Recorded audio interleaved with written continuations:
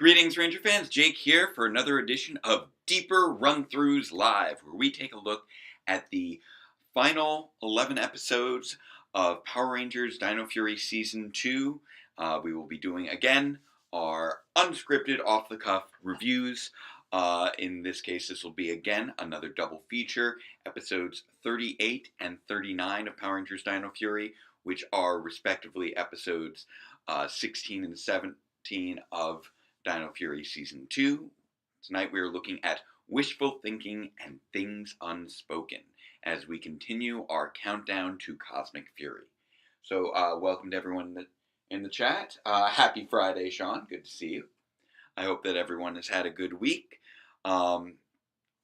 Me, I am a little wiped. It is the first week back teaching. First week of school has kicked off. So we're 3 days in. Teaching math, good set of kids. I'm just wiped out from jumping back into the teaching game. So I apologize. My voice might be a little bit sore. My back might be a little bit sore from being on my feet all day. But I'm going to be doing my best to accurately break down these episodes for all of you. Now, as always, for our live streams, we always like to kick things off with our 3 equally non-controversial phrases. So, number 1, say it with me, chat, Black Lives Matter. Number 2, say it with me, chat, fascism is bad. And number 3, say it with me, chat, superheroes are fun. These should be all things that we can equally agree upon without any issue whatsoever. Now, yes, Axel, I am a teacher. I am a teacher of math and physics. Only math this semester, though. I'm just going to actually adjust this lighting because I noticed I was getting a little bit of a weird shadow there. That's a little better. So, let's jump right in with episode 38 of Power Rangers Dino Fury, Wishful Thinking. And to break things down with a little Netflix description, which I totally forgot to actually bring up on my phone ahead of time, as I've been it's almost becoming now a weekly tradition for me to forget to have things prepped ahead of time. That's a dark question right off the get-go from Axel in the chat. Do I think that the show will ever kill off Tommy? I know that they did so temporarily in Shattered Grid. I know that with the passing of Thuy Trang, they did choose to also feature the demise of her character. If they do that with the character of Tommy due to the untimely passing of Jason David Frank, I do not know, especially since we don't know the future of the franchise right now. I hope that if they do, that they do so just as respectfully and with as much heartfelt attention as they did for the character of Trini in Once and Always, if they were to do such a thing. And yes, Austin, glad to hear that you've been enjoying the channel since the beginning. And yeah, I'm also looking forward to the final episodes. I can tell you that at this point, 98 is basically wrapped with very few shots. There's like a few little bits that people are sending to me, and then 99, I'm going to be working hard tonight to prep our final run of filming for 99 to wrap 99 filming next week. Again, with the exception of some shots that people are either sending me from out of town, or otherwise still need to be completed with people out of town. But in terms of local wrap on filming, 98 is basically locked down. I'm doing my final check for any missing shots this weekend, and 99 is on track to being similarly locked down, wrapped on filming for local filming next week. 100 is going to take a little longer, but the scenes that I'm missing in episode 100 are largely simpler in terms of what I need to get to, and the last few shots involving other people again should be wrapped in the coming weeks as well. So we're getting very close there. Star Trek Day video from Paramount Plus. Not familiar with that. Yeah, sorry to hear about everything going on with Prodigy. Thank you for the good luck, Austin. And Axel, how do I think Robo Knight came back to life? Honestly, at this point, I think we have a very good explanation for how a robotic Silver Ranger style character could be resurrected by a particular character who we now know was directly involved in the events of that episode. So that is my very roundabout way of saying Master Green. Morphin Master Green. Green Morphin Master. Green Morphin Master. I'm fairly certain resurrected Robo Knight seems to be the most likely thing. But we are not here to talk about the legendary battle this evening. We are here to talk about episode 16 of season 2 of Power Rangers Dino Fury, the 38th episode, Wishful Thinking. After Hex Curio transforms her into human form, Mucus tricks Javi, Amelia, and Ollie into buying cursed wish charms. And considering how they make direct mention of it in the first clause of that description, I just need to kick off this episode by saying that human Mucus is adorable. I think we can all agree that human Mucus is adorable.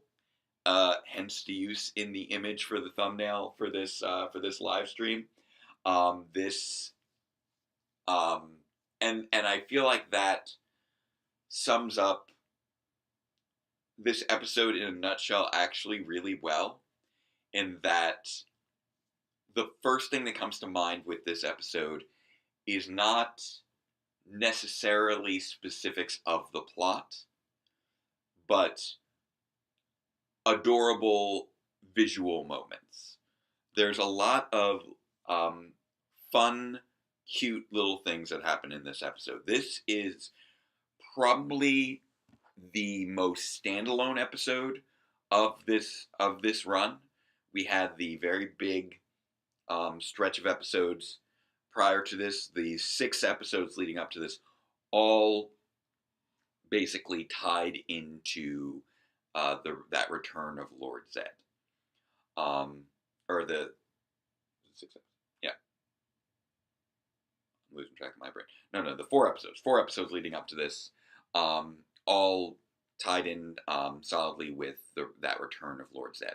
We had the tease at the end of Ultimate Mystery, his full return in Love Hate, his big rise to power in WrathCon Revealed, and then his defeat in the Morphin Master. So this is our breather episode.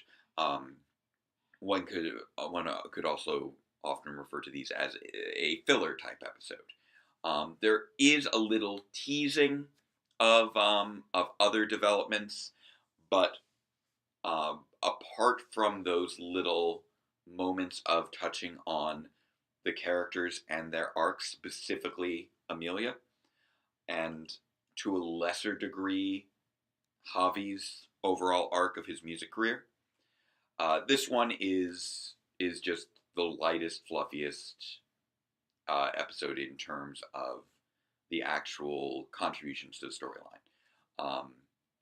I feel fairly confident that this was one of the ones that was added after the fact with the to the original 22 episodes, but I do not remember specifically. I'm fairly confident of that. And when it comes to how this episode was put together, I will admit that it doesn't feel as fully fleshed out as some other stories that we have so far. Even the Lord Zed arc, which was definitely something included late, but I felt also built upon itself very well. This one, the exact story mechanics of it are a little loose, and that leads to some elements of just kind of head tilting moments, bits um, of not quite clarity for what's necessarily happening in terms of how the mechanics of the monster plot operate. We have Hex Curio, who is a wish monster. He has these wish charms. You place a wish on the wish charm, that wish comes true, and then something happens to you in return. Now, over the course of the episode, you do come to understand the basic idea of how these wishes work, but there are certain elements of them that are unclear, specifically how the timeline of the wishes operate. In some cases, they seem to happen more quickly than in others. So, for example, Mucus's wish at the very beginning happens right away. It's an instant wish. You know, almost as Mucus stops placing her energy into the wish charm, the wish takes place. She gets her fancy hat. But then we have um, Javi, whose wish for 1 million views on his music video also seems as though it may have happened immediately. But that one's a little less clear because we don't know exactly when that 1 million views hit. We just know that it hit in between them leaving the park and return to Buzz Blast. Same thing with Ollie's wish with regards to his mom. Now, he didn't get the hug immediately upon the wish, though. But we know that some point in between them leaving the park and Ollie getting the and them discovering that Javi's gotten his 1 million views, Dr. Akana was teleported there from Japan, and then Ollie gets his hug. So that's one where there is a bit of delay. But at the very least, it seems as though the wish was set into motion almost immediately, as far as we can tell. Whereas Amelia's wish, there is a lot to be made with regards to um, whether or not her wish came true. And depending upon whether you're um, aware of the end of the series, if you've been spoiled on later developments in the series, you have a good idea of whether her or not her wish did come true.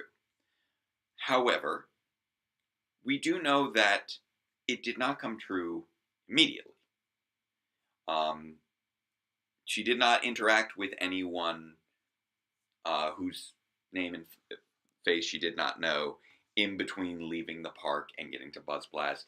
At Buzz Blast, there were only employees from Buzz Blast there.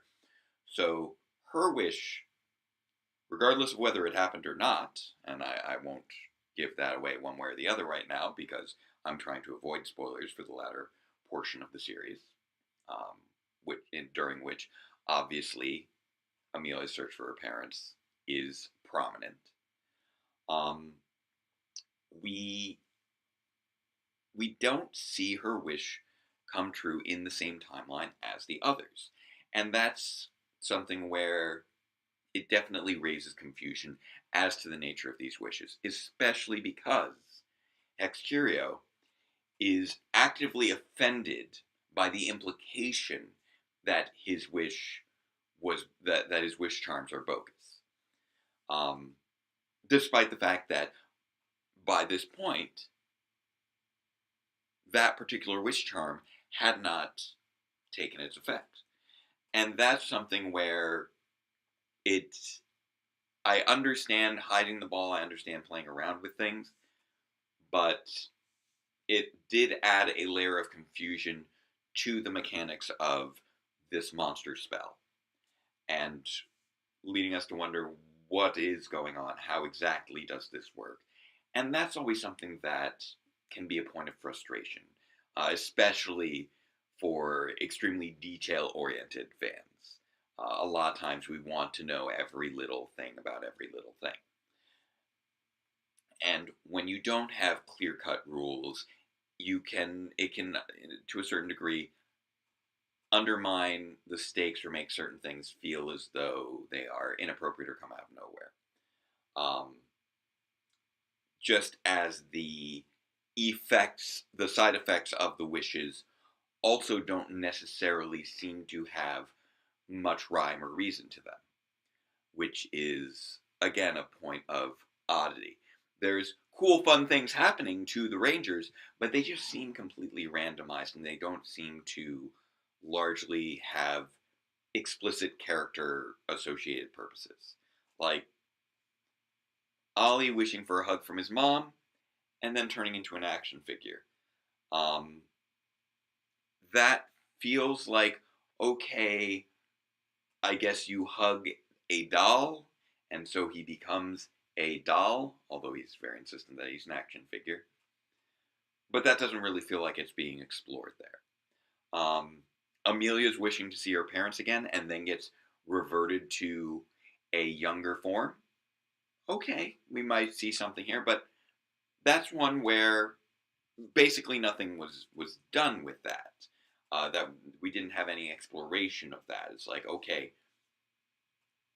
what do we have anything of Amelia navigating having to be a child again? Because this arc of what's going on with her searching for her parents does feel significant. And then lastly, we have Izzy turning into the T-Rex Champion Zord in miniature form, which is, again, very fun, and could be seen as sort of an ironic twist if it had actually taken effect on Javi. Oh, you finally get the spotlight, but you don't get to look like you. But just the specific manner in which that side effect takes place, again, thematically doesn't necessarily fully land, fully hit, get fully explored. And that's kind of how it feels with a lot of this episode.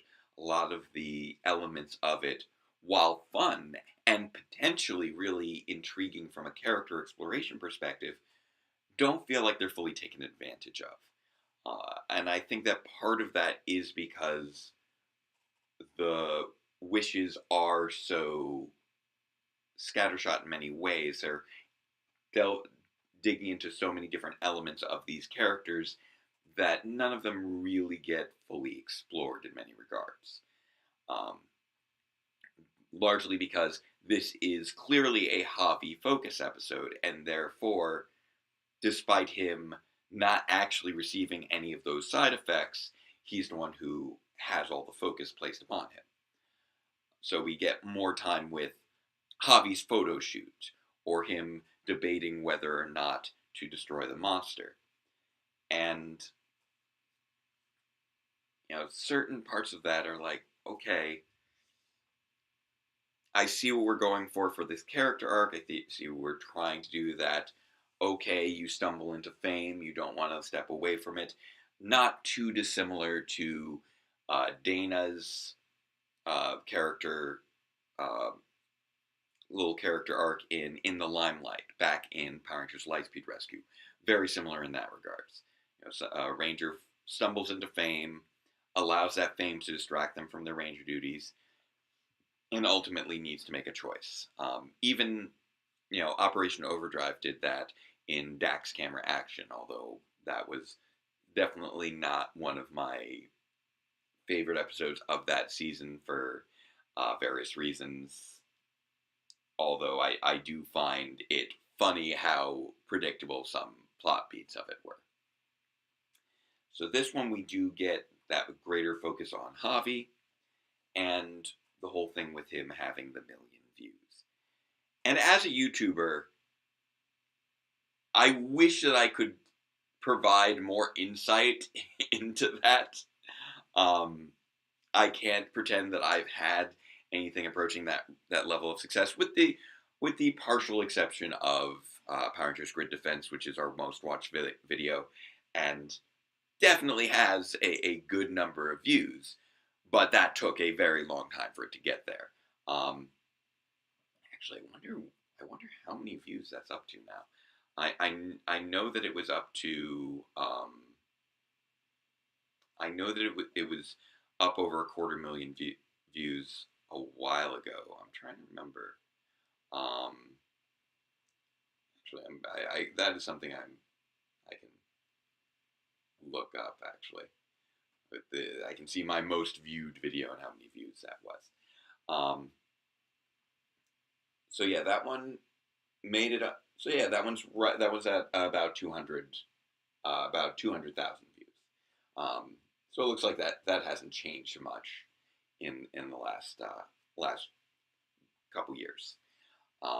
So yeah, I've never had a video with 1 million views, and so I can't really speak to that particular experience, let alone a video hitting 1 million views in that exceptionally short period of time, and that burst of fame that I know a number of YouTubers do get to experience, that virality moment that so many people in social media pursuing, always chasing, always trying to get a hold of, and the desire for it to be something that you can launch into. I get the 1 million view video, and now I'll have all these subscribers, and now I'll be a real YouTuber, or I'll be a real artist, or in Javi's case, be a real musician. And you don't want to lose that opportunity. And recognizing the fleeting nature of that, the almost ethereal nature of virality. Not to mention the fact that, honestly, the way that algorithms work, once something has 1 million views, it's going to get a bunch more actual views, even if the first 1 million are fake. Once people see that everybody's watching it, we saw that ticker go up, up, up, up, up, up, up, up, up, once it hit 1 million views. So it is a little unclear how the mechanics of this wish work, because, okay, you take away the 1 million views, but everybody already got eyes on it. You didn't undo the side effects of the wish. Pete Flash is still there. If I got his name correct, yes, Pete Flash. So it's not like the people who saw it after it hit 1 million views didn't still see it. So the idea that it goes back down to the views it had before any of that is a little bit odd. Doesn't seem to make sense in terms of, algorithmic patterns, etc. So that's just another part where I'm just like, okay, but how does undoing this wish operate? Because in many regards we just saw it undoing the side effects, but the other wishes didn't necessarily get undone per se. You know, Ali didn't suddenly not get to hug his mom. His wish was a particular moment, and that moment happened, and it couldn't unhappen. And that's one of the things where the undoing of the wish element feels a little dicey. Mucus lost her hat, I suppose, but the other wishes didn't really get undone per se, or at least not in the same way that Javi's got undone, where not only was the magical effects that brought it into existence reversed, but but what would have been some of the side effects of that also got reversed. Like losing that 1 million views wouldn't undo all the views since, and so that's where we get into that nitty gritty of, okay, there are things about this that don't necessarily make sense, and you just need to kind of enjoy the wackiness. You enjoy seeing Mucus as a human. You enjoy seeing Ali as a little action figure and having his little snark about being a collectible with only 5 points of articulation. And then, of course, there's Izzy as the T-Rex sword, which has some great little nods, like the nod to her and Fern how their relationship is going to go, which obviously becomes more prominent in our next episode. And it allowed for some creative use of the Sentai footage, during which the T-Rex Champion Zord was more of a character in its own right and able to fight alongside the Red Ranger. So those were all fun elements of that. You know, we just didn't really get to do with the one thing being that the one wish that was the most emotionally stirring with Amelia's wish, the one that got the most gravitas in the final moments of the episode, was the one where the side effect probably had the least focus. We got very little of this Amelia being back to being 12 amounting to anything other than her just having a different actress standing there for her who was slightly shorter. And that was one of the things where I felt like that was the biggest missed opportunity in that particular regard. But all the others we got to have some good fun with. I felt like Torm Hang, the voice actress from Mucus, really sold it as being the physical human face of Mucus, and I felt like that worked really well. And everybody was really working on their comedy chops, I think, in this episode. We got some good snarky voice acting from Tessa Rao as Izzy. We got same snarky voice acting from Ollie. We also did get some good mentorship moment from Dr. Akana, who immediately pinged on to the idea that, okay, wishes are coming true. This is something Power Rangers should be investigating, because that's usually something that's you want to look more into. As well as her being like, hey, could you not leave my son as an action figure? Other things that were just handled very well with that character. More so than how I felt things were handled with some of the other characters. And so this was definitely one where you enjoy the moments as they come to you and try not to delve too much into how strong that connective tissue is underneath. Like, you try your best to enjoy Jane and Jay Borg being silly. I thought that, Jane has been, although I don't always really vibe with Jay Borg's placement within the series and her precise style of humor, Jane has largely been a delight to me, just as the kind of wacky boss who still takes her job very seriously, but just often becomes prone to getting carried away in various circumstances, having very good good comedic timing and performance, and of course her taking over as the manager for Javi makes perfect sense, and her question about is there music jail and things like that. There were a lot of good little bits of snark and one-liners, and that really helped carry the strength of this episode that otherwise, from a story perspective, was definitely weaker than a lot of the rest of the season, being this single standalone episode. And I'm trying to think if there's anything else that I'm overlooking, but there is, of course, the one final bit of enjoy this moment for what it is, which is Solon on the Dino Fury cycle.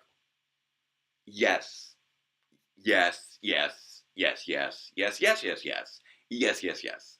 I love seeing Solon ride into battle, help save the Rangers with the Dino Fury cycle. The villains just being like, I didn't know she could drive. I didn't see that coming. That I felt was another highlight and probably one of the biggest yes moments of the episode. So definitely a lot of good smiles, even if I definitely was tilting my head at the plot. So touching back in here with the chat before we move on to the next episode. Finally, a good reason to be so behind on work, catching the live. That's 3 a.m. Oh man, you're up late, man. So Hulk Egypt, I hope that you are able to get some sleep after this. And I see Scott agrees with my Master Green theory. Um, and then, do I think we're ever going to get a Forever Red Part 2? I don't expect it. Um, but that being said, the franchise has gone on long enough. Um, and the future of the franchise is uncertain enough that I wouldn't rule anything out. It is possible that they may decide to one day do a sequel to the very well regarded 10-year anniversary. But that being said, it has now been 20 years since that 10-year anniversary. Um, Almost exactly 20 years, I believe. Uh, Forever Red aired in October, and it's now September. Um, or no, wait, no, it's been over 20 years because Forever Red was 2002. So yeah, it's been almost 21 years now. But I don't know what's going to happen after Cosmic Fury. I don't know if Power Rangers will continue in its current form, or what the next form could be. We could look at a franchise reboot whenever the show returns to television or streaming, and as the case may be. And if we have a franchise reboot, that could feature a new version of Forever Red down the line with a new collection of Red Rangers and kind of revisiting those concepts. I don't know. Definitely interesting stuff to think about, though. So, that being said, I think this is a good time to move along to our next episode, episode 39 of Power Rangers Dino Fury, the 17th episode of season 2, Things Unspoken.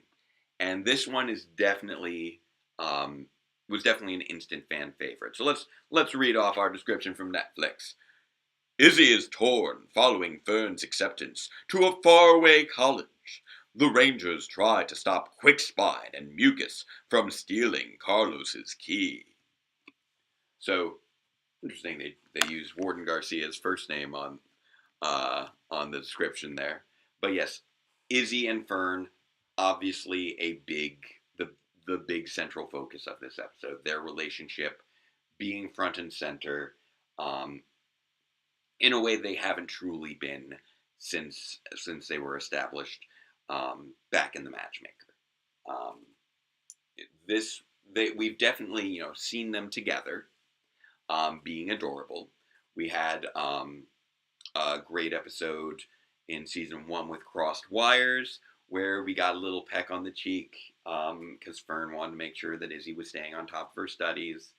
We've gotten that little moment from Love Hate, where Fern and Izzy competed together at Buzz Blast against Stan and Annie, who just failed completely at that. Who also, I realized didn't mention, had continued to appear in Wishful Thinking as well, continuing the Stan and Annie um, uh, reinforcement of their broader cast. But Fern appears in this episode after having been having their relationship mentioned previously in Wishful Thinking, on how Fern is very open-minded and might be open to dating a T-Rex. And this just kind of feels like it actually delves into some of that. Where are Fern's boundaries in the relationship?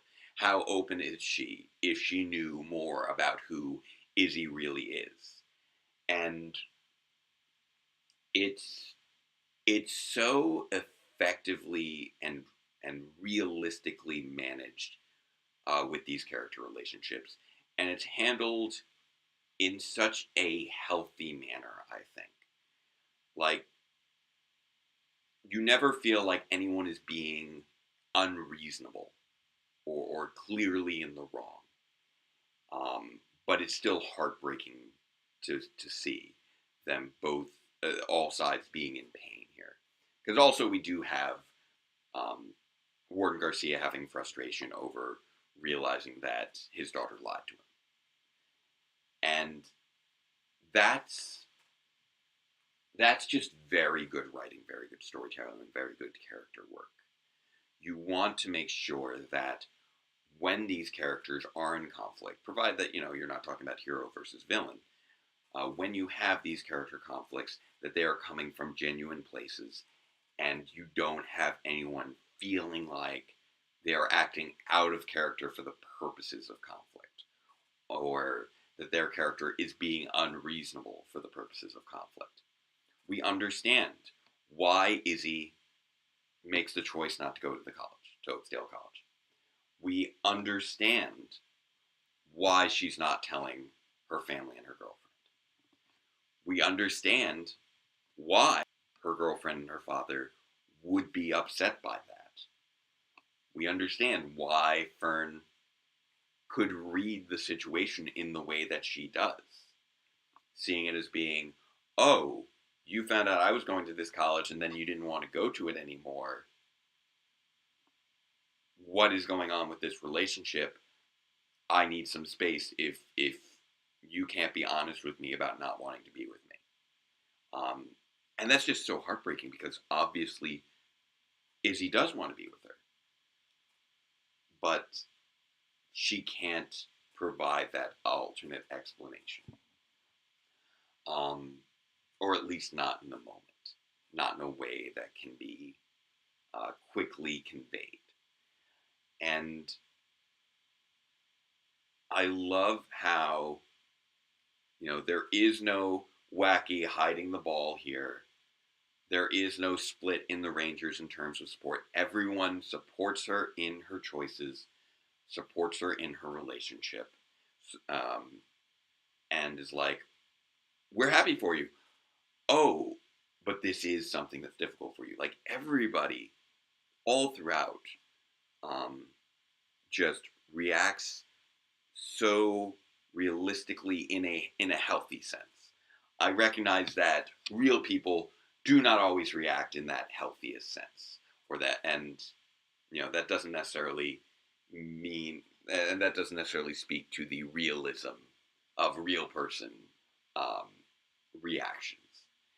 But when it's a show like Power Rangers that is aiming to convey good lessons to children, I do like it when they place the characters in more understandable scenarios, these slightly more complex scenarios where it's like, okay, well, what do I do if I'm trapped in this way? If I have to choose between different promises I've made.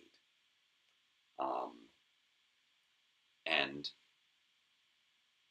seeing that sometimes there is no way that someone's not going to get hurt. And learning to work through that hurt. And learning to build that trust. And they do kind of play around with, okay, does she tell Fern or not? How does she tell Fern?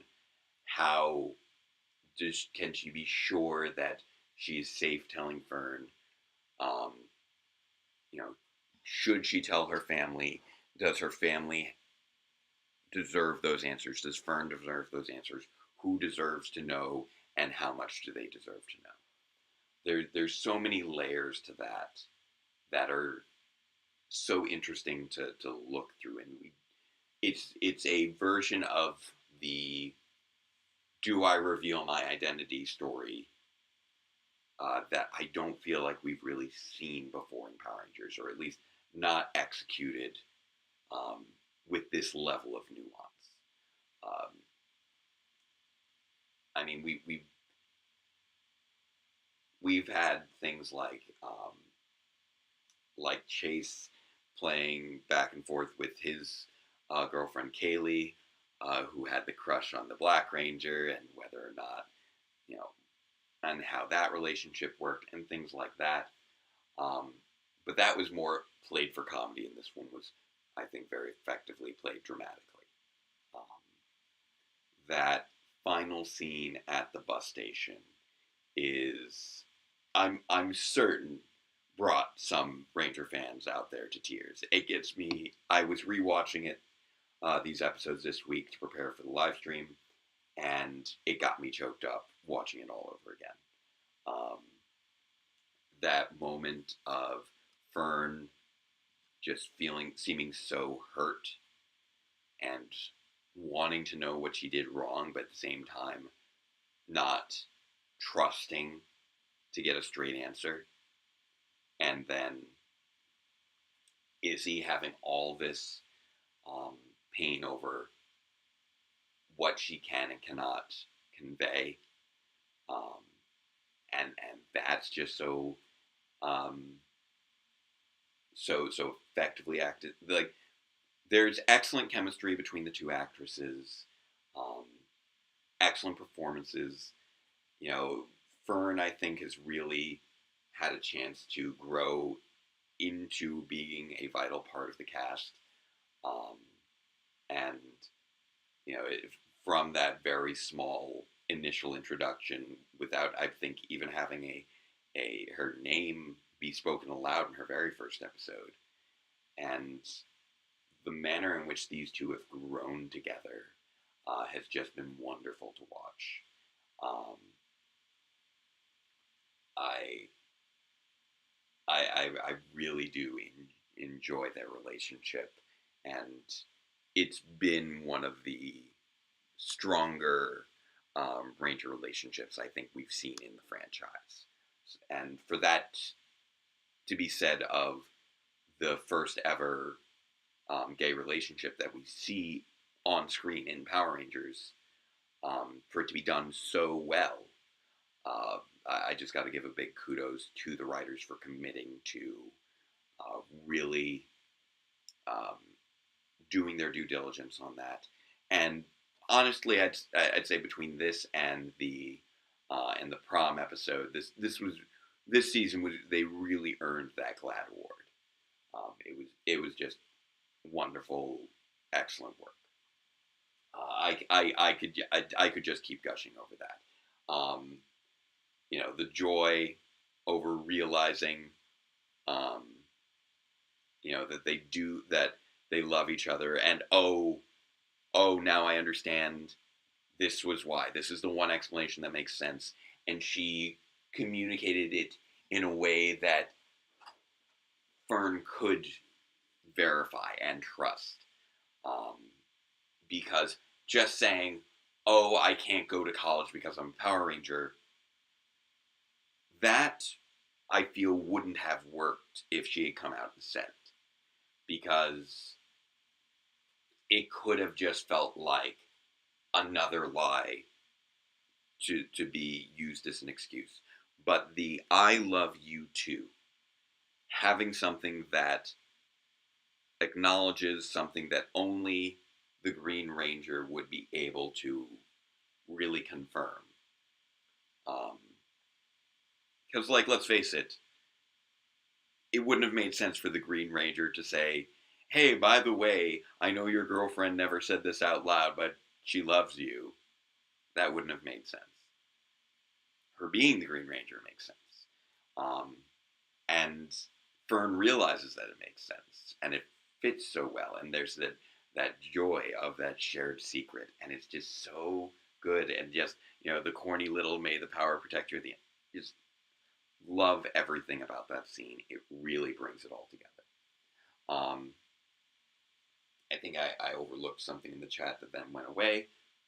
If you're looking to rephrase your question, feel free to pop it back in there. So, yes, there were other things that also happened in this episode, though, so perhaps I should at least touch on that a little bit. Because this episode does begin a bit of a small running through line that does extend past the episode, and that is the whole bit with the drill. We have Quick Spine going after Warden Garcia's key to his drill, and that is the big villain plan for this episode. One that they actually do manage to succeed in. So this much like with the with Ultimate Mystery, does seem to be starting on that little hint of the arc that is to come. And just as we had those first 4 episodes were the arc of Lord Zed's return, this one is setting up those final episodes for the finale. Um, so we had those 4 episodes, and then we had a break, and now we get another string of 5. Am I counting off right? Oh, right. No, we had those 4 episodes. We had a 1 episode break. We tease for an episode, and then we get into the final 5 episodes of the series. Now, with regards to how well the plot that is being teased is addressed, we'll tackle that in upcoming episodes. For right now, we just know that something is going on with this drill. This drill is relevant. And we do see the villain succeed, which is something that I've enjoyed throughout Dino Fury. That the Voids do often tend to have these creative plans they do succeed with. Void Knight, especially, throughout season 1, had so many good plans, was such a strong strategist. So this is our chance to see Void Queen start to come into her own a little bit more, after having been in the background for so much of the second half of the season. We had Lord Zed for that first 4-episode run. She was in there with Void King a little bit. Last one was, the previous episode was a bit more of a fluffy filler episode. We didn't really get that much of a particularly complex or even fully coherent plan, outside of it just being petty, with the wacky wishes. And then we had, and now we have this one where she seems to be starting her work on implementing a more fully fleshed out plan. So we want to see how she rises as a villain in this final stretch here. And then, yeah, this episode, the relationship I felt was even stronger than the one where it initially revealed the relationship, where they had the thing of Javi not necessarily knowing who Izzy was into, but yeah, we don't know for certain if Izzy is necessarily lesbian or bi. The idea that Javi didn't really know could speak to a number of different things that we don't really get explored, in terms of where her preferences were.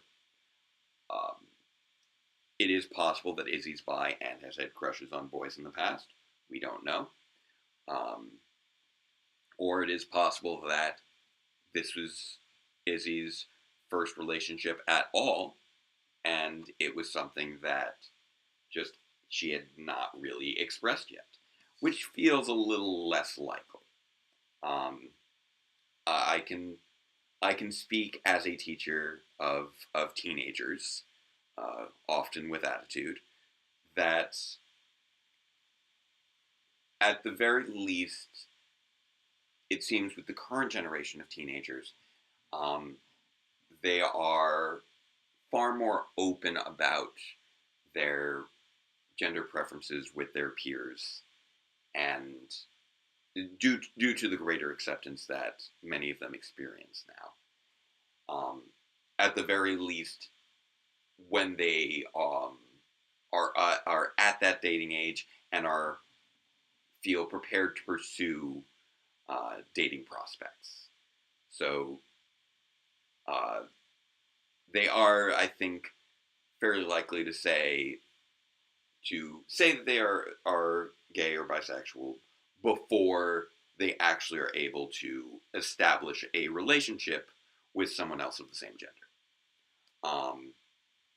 So My suspicion is that Izzy had previously expressed being either bi or in some way questioning her queer identity, and Javi simply was acting under the assumption that that still included um, male interests, whether it was because she was genuinely interested in both, or because she wasn't sure um, where she lay on the spectrum yet. That is an element of her identity and their relationship as siblings that we don't get explored in the show, and doesn't necessarily need to be explored. It could definitely make for some interesting discussions, but while it does appear that while um, we experienced Izzy's burgeoning relationship with Fern as something of a coming out story, it does not appear to have actually been a coming out story for the characters. Um, just in that it's just treated as a natural relationship, which I think is lovely. Um, I think it's wonderful that we are seeing these kinds of wholesome relationships between people of the same gender, providing um, providing that representation, saying that, hey, it's not purely something that needs to be um, referring to what adults do in the bedroom, because teenagers have relationships, adults have relationships. Teenage relationships are not the same as adult relationships. However, the type of people that you pursue a relationship with can be the same type whether you're a teenager or an adult. You know, you maybe you have a type of person that you are interested in when you are a teenager, and that type persists into adulthood. So, if you are interested in people of the same gender, there's no reason to assume that, you know, that interest would be any different than the interest that somebody else would have for the opposite gender. Um, so that is something that I feel like Power Rangers has handled really well this season through the characters of Izzy and Fern. Um, and I, I, I just felt for these characters so hard. Um, so I have once again slipped back into just discussing this element of the story. But there is another character side of things as well. This was definitely a very character oriented episode, even though it did have that small plot element of moving the plot forward. Because we do also see Izzy's relationship with her father. Warden Garcia having that, trying to be the cool dad, showing off the key to the big drill, even though obviously his daughter's not particularly interested in that. But we do see him having that moment of anger and disappointment that he had previously expressed towards Javi um, for far lesser infractions in the past. This is really the first time we see him express that level of frustration towards Izzy. And then to see him walk that back is some excellent growth on the part of his character. And it's something that I also like seeing, because I did feel as though the turnaround of his relationship with Javi was a little too sudden, and it didn't feel fully earned because of his mistreatment of Javi, where it felt almost like the wrongdoing was being swept under the rug, and all of a sudden, oh, you can just flip a switch and be that supportive father that you were supposed to be. But this episode did a really good job of displaying that he is still working on that. He is still the same person. And that he can but now he's able to recognize his flaws and work to account for them. So, and I liked also how Izzy's unwillingness to initially reveal um, that she had turned down the college. She had said that she really didn't want to tell her dad. Not just that she was that her parents were going to be her disappointed, but that her dad was going to be really disappointed. And then for him to be the first the first one out of the parties who were lied to actively forgive her and accept that her choices are her own. Displayed that he just learned so much from his experiences with Javi. Um, and that is another, that felt like another, like, good, healthy, realistic approach.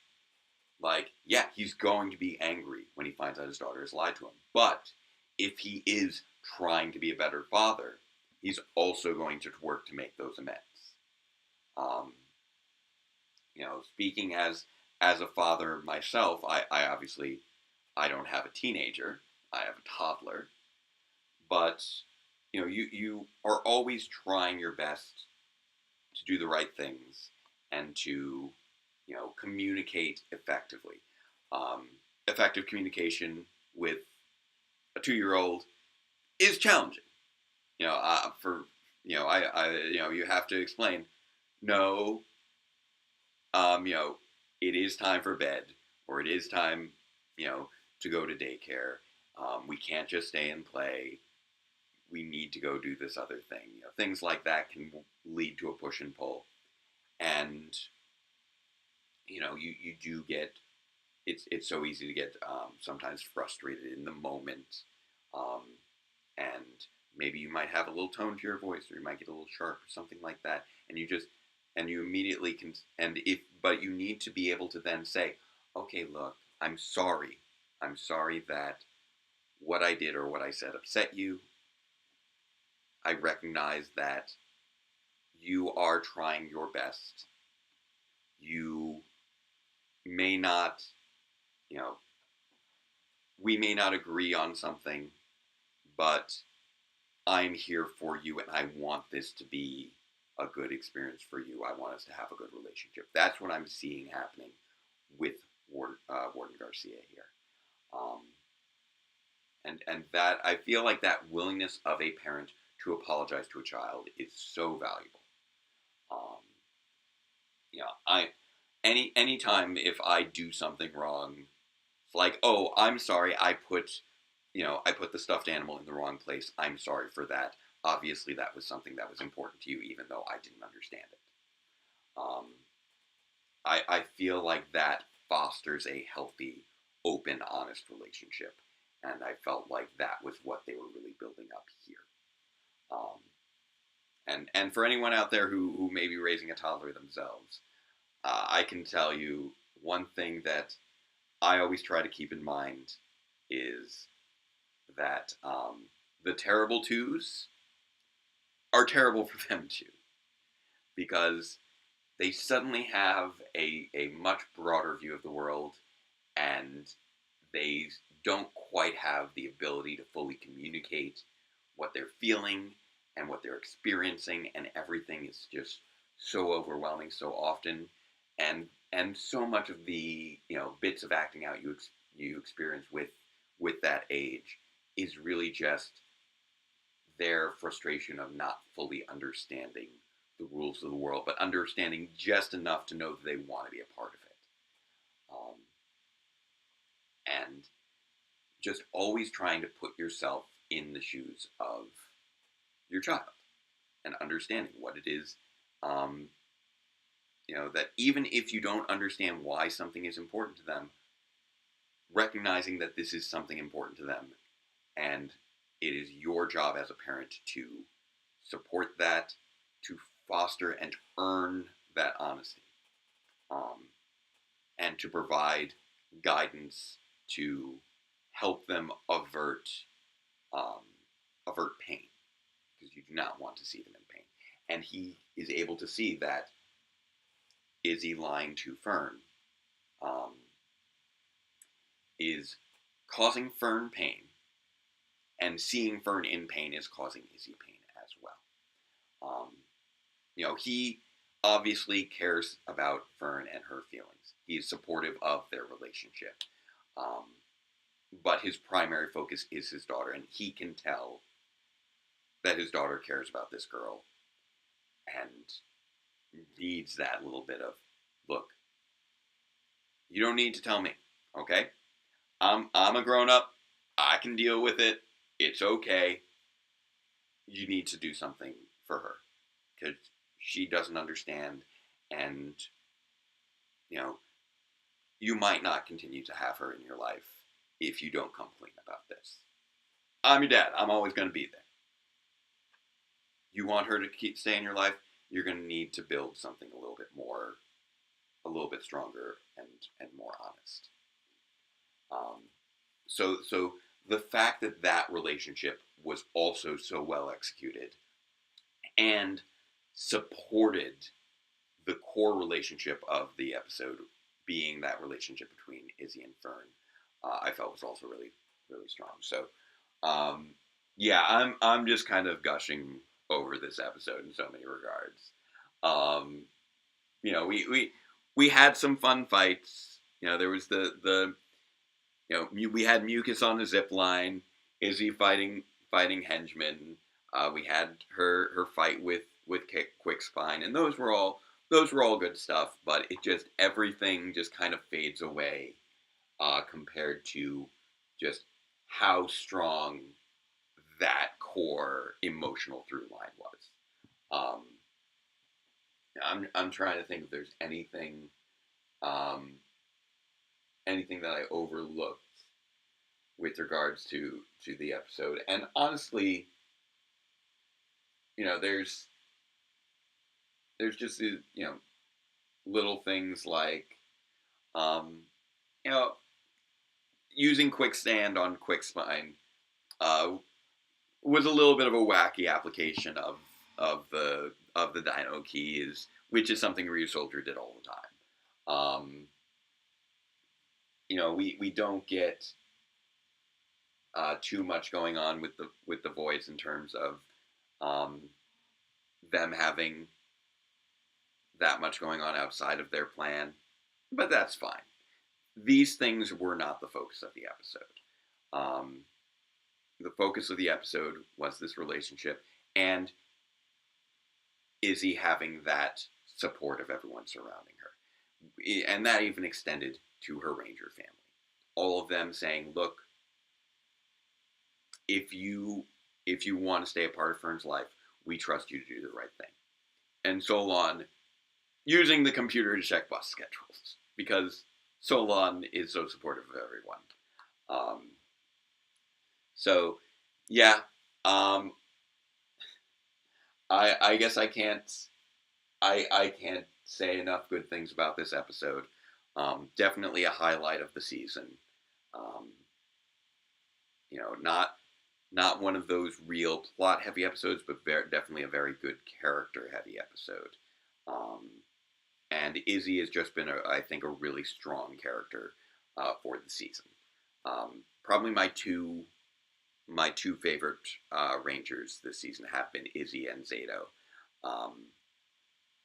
And Zato, just for being a bit of a just such a well-meaning, supportive, but somewhat culturally clueless leader with such a tragic backstory and pathos.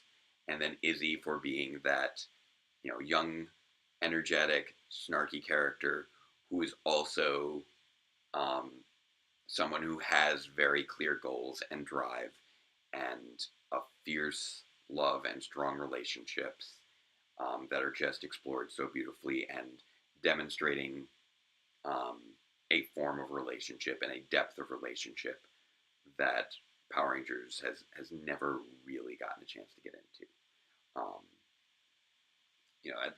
Definitely not this form of relationship.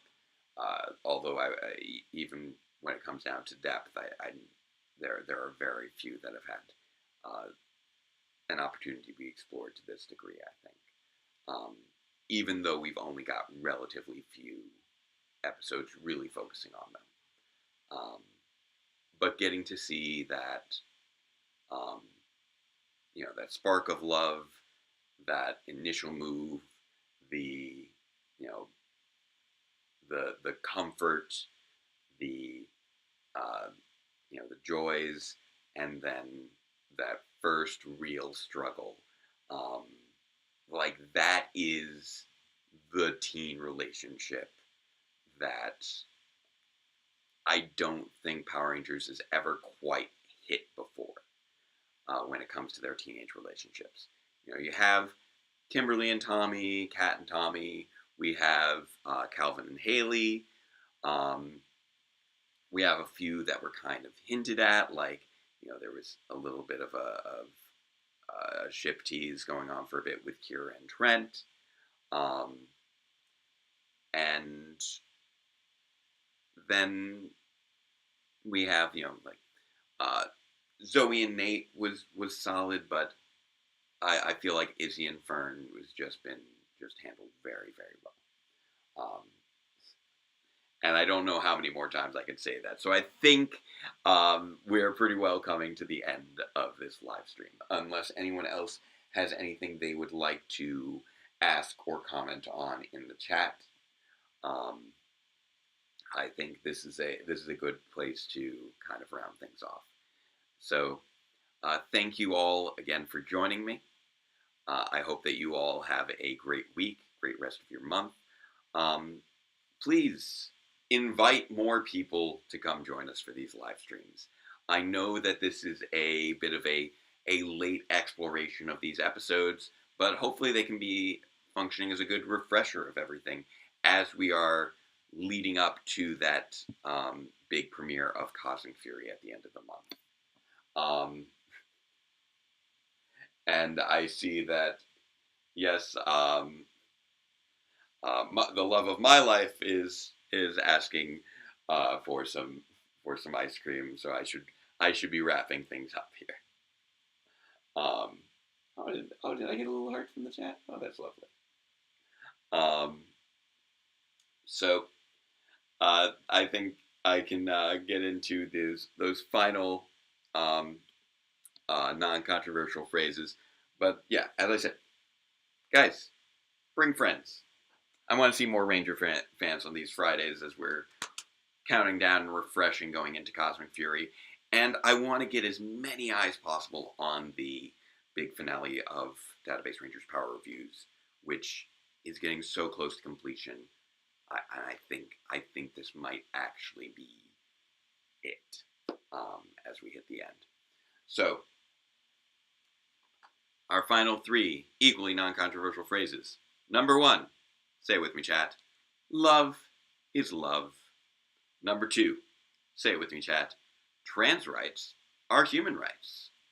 Number 3, say it with me, chat. Robots are cool. So thank you all again. Wonderful spending these Friday nights with you. I hope that we have even more fun, even more friends next Friday. And until next time, farewell, Ranger fans, and let the power protect you.